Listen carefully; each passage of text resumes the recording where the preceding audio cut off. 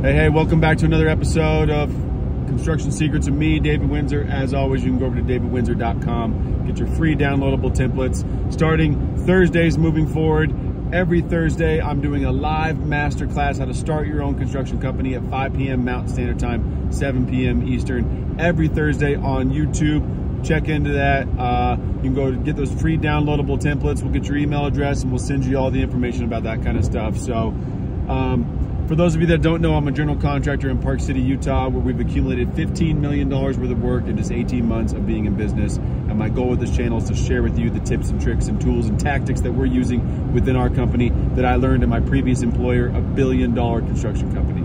So that being said, today I want to talk to you about educating your homeowners. Building a house, remodeling a house, doing a construction project it's a lot of money for people, one.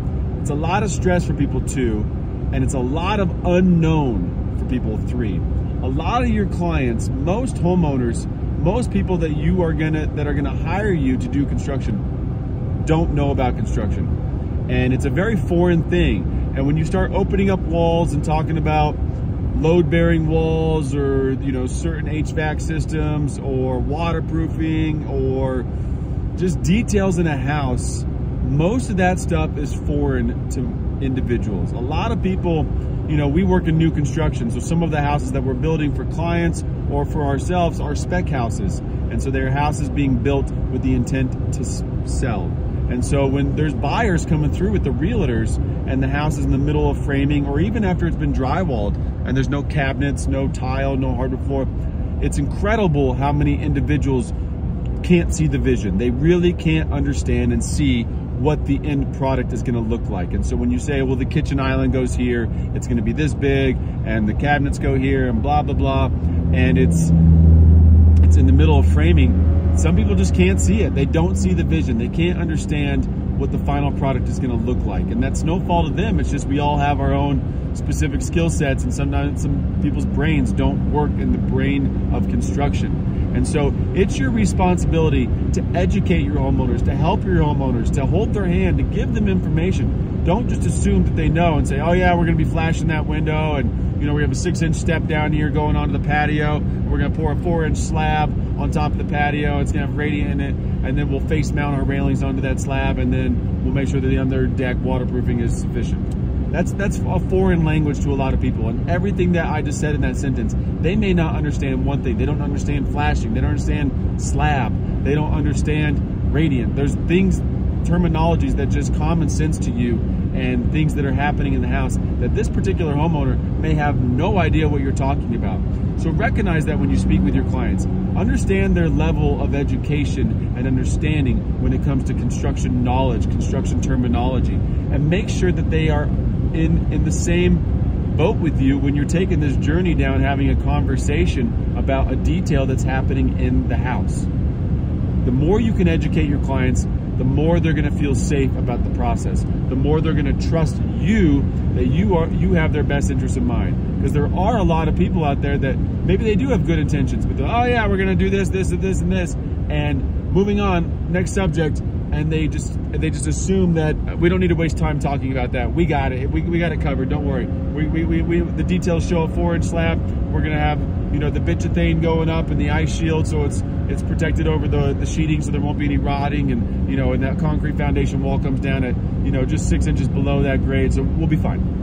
And yeah, the answer is yeah, you do got it. You understand it. You get it, and we don't need to talk about it anymore. Technically speaking, you may be right, but some homeowners want to know, they want to understand, and you say, hey, we're doing this. Would you like to understand what this means, or do you not care and you want to move on? At least give them the option and the opportunity to participate in the conversation of a topic that is outside of their level of knowledge or to what they really know about. And just, it gives them a feeling of trust in you, that you say, hey, let me explain to you, let me hold your hand, let me walk you through what's happening in this scope of work. And when you do that, they feel safe. They feel like you actually care about them, and make sure that they feel understood, and make sure that they if they do want to be involved, we have a lot of clients. Some of them are really, really, really smart individuals. They're super successful in financials. They're super successful in product development. They're successful in running their own businesses. They're entrepreneurs. They're educated people, and they understand things when you explain it to them. So don't treat them like they're not educated just because they're not educated in the exact scope of work that you're doing on that project. Just because they're not educated in construction doesn't mean they can't understand the process once you break it down and give it to them in small sized bites that they can digest. So take the time to share with your clients what's actually happening on the job. Educate them. Give them the tools and the tactics and the tricks that they need to recognize and understand what's going on in this conversation and what's going to be going on in this particular detail of installation for their house.